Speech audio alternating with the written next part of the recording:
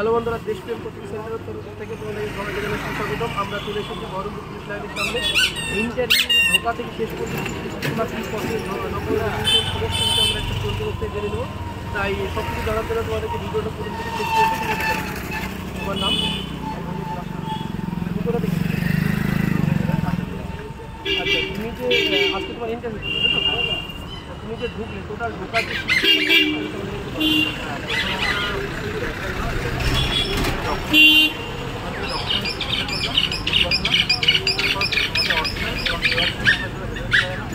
ওখান থেকে প্রথমে একটা ফর্ম ফিল আপ করতে হবে। এখানে নিজের নাম, বাবার নাম, তোমার হবি, প্রিয় খেলা আর তোমার জেলা সম্পর্কে লিখতে হবে আর তোমার সিগনেচার দিয়ে এটা করে আমরা লাইন নিলাম।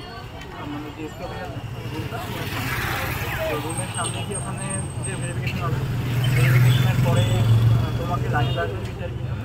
তারপরে ইন্টারভিউর জন্য যেভাবে ডাকবে রেনুয়াল ফার্স্ট করতে হবে যাদের 2021 আগে মনে হয়। ওখানে ভেতরে কী টাইপের প্রশ্নগুলো করেছে? আমার যেমন ধরেছে আমার নামের অর্থ, তো আমি যেমন বলেছি আমার সুন্দর, এবার তোমার কী তোমার মধ্যে কী সুন্দরতা আছে এইসব জিজ্ঞেস করেছিল। তারপরে একটা স্যার জিজ্ঞেস করলো তোমার হবি বলেছিলাম।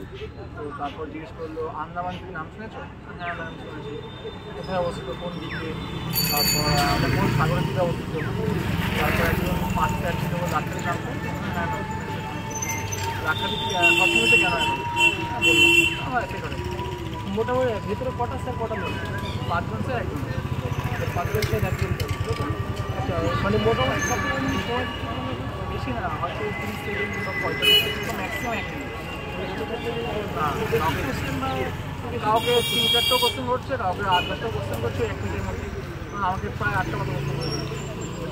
আচ্ছা, তোমরা শুনে নিলে একটা ক্যান্ডিডেটের মধ্যে তো সম্পূর্ণ তার নিজে মানে ইন্টারভিউ দিয়ে দিবি, তাই তোমরা যে সবাই নিজের মতো প্রিপারেশন নিয়ে আসো, নিজের সম্বন্ধে জেনে আসো, ঠিক আছে? এগুলোই ধরবে, বেশি কিছু টেনশন নেওয়ার দরকার নেই। কারণ ইন্টারভিউ খুবই সোজা একটা জিনিস, দুটি জিনিস হয়তো তোমরা ঘাবিয়ে যাবে, অনেক কিছু ভাবতে পারো, ওরকম ভাবার কিছু নেই।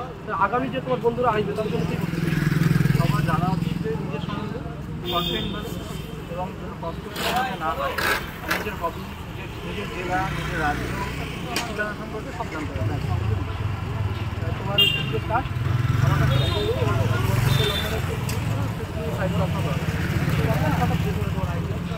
কাট অফ তো বলতে পারবো না, হয়তো বেশি বেশি কোনো বাড়ি নিতে হবে। ঠিক আছে, আমরা টিকিট সেন্টার করে দিতে হবে যদি তোমার চাকরিটা হয়ে যায়। Thank you very much.